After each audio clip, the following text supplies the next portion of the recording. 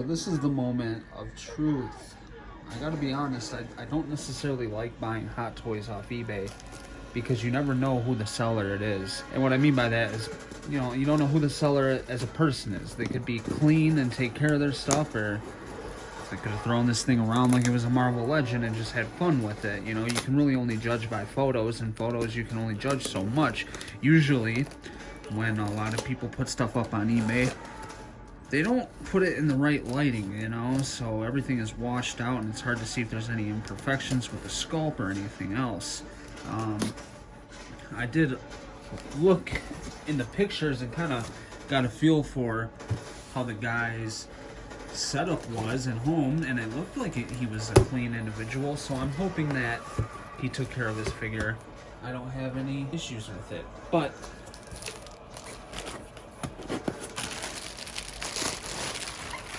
now's when we're gonna find out. So we gotta do it. So let's see. Just always nervous about this part because, you know, you want it to be like a brand new figure, especially for the money. Oh, I'm happy to see that there's some plastic still in there. Gun's in decent shape. Oh, they did some really cool weathering to this gun. I'll tell you that. Looks like they glued that in. I was gonna do that too. Looks like the strap actually looks good. Some weathering on there too. I love the weathering on this, dude. This looks great on this gun. Let's take a look at the, you know, because I hate to say it, but Hot Toys and their leather is not always the greatest. You know, this is supposed to go like this, so it hangs like that, I believe. Oh, it's got the correct lens right there, like it did in the movie. Really neat. Okay. All right, so that's good. Here's his other gun, his sidearm. I believe the clip comes out. Yep. Wow, man, they got some extra paint drip right there. Damn. The fuck? Doesn't look like the hammer slide. Yeah, the slide don't work, or the hammer doesn't cock. All right, hands look nice and weathered too. Damn, man, they did a lot of weathering on this figure. I guess they would in the movie. You know, he is in a desert. So I sold my Mezco Nightmare Batman, along with some others, in order to get this. It looks like his right hand popped off. Yeah, so far so good. It's a little warm. Today was hot out, so that's fine. Okay. All right, yeah, I'm going to get them all set up and everything. His other palm just slid off. I'm going to get them all set up on the stand and everything. I'll come back and we'll take a look. All right, so he actually has his binoculars around his left arm. And then, as you can see, the strap to the gun comes down around here, off to his side. This you can't really put on his hanging on the shoulder and come down because of the coat. I mean, I'm sure if you manipulate it, you can. This coat's pretty thick, and while I know it was leather in the movie, it was a real thin leather, as well as it looks like this might not be completely accurate because of that pocket right there. But let me just be honest and say, I don't give a fuck. This thing looks beautiful. All right, guys, so you do get one different mouth plate that never came with any other figure, and that's the fully open mouth. He's yelling when he's fighting Superman soldiers and the parademons. Yo, that was like, I wish they would have made those Superman soldiers for Hot Toys. Those would have been dope, dude. I didn't see any toy company really making them, and those would have been awesome. So then you get this kind of open mouth, and still I just think it's astonishing how Hot Toys nails Ben Affleck's bottom jaw. Like, it's crazy, man.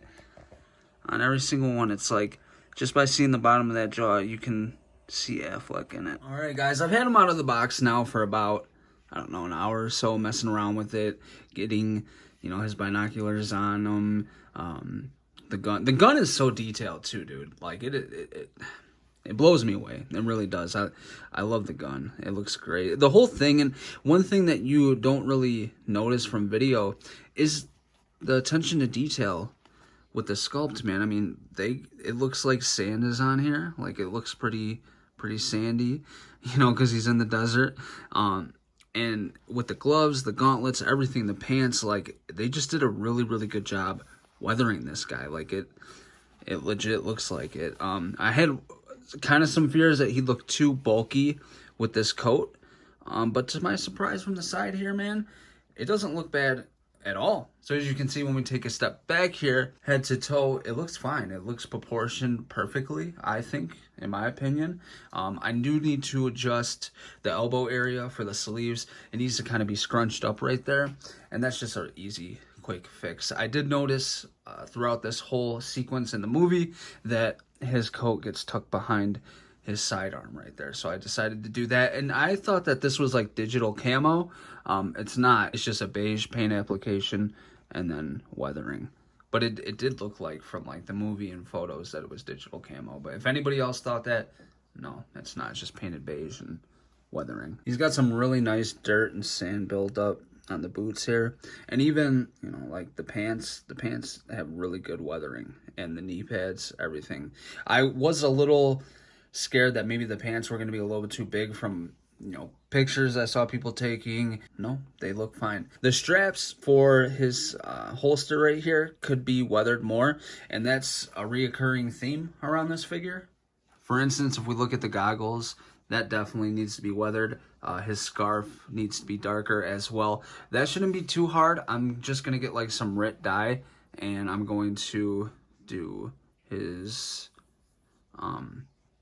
straps with the goggles as well as scarf. So this is the extra scarf that you get for him. This is the one to go over his mouth. I think I need to iron it out or just maybe put a book on top of it to try to flatten that because it's like curling up. But I imagine when you put it on him, this is going to lay against his chest, neck area, which would make it curl up. So maybe that's how it is. I did get this pre-owned from somebody off eBay, which I was scared about because you never know what you're going to get. You know, you can only judge a figure so much by photos, but I'm proud to say that it's fine. It's in perfect condition. The seller was legit, so that's always a good feeling.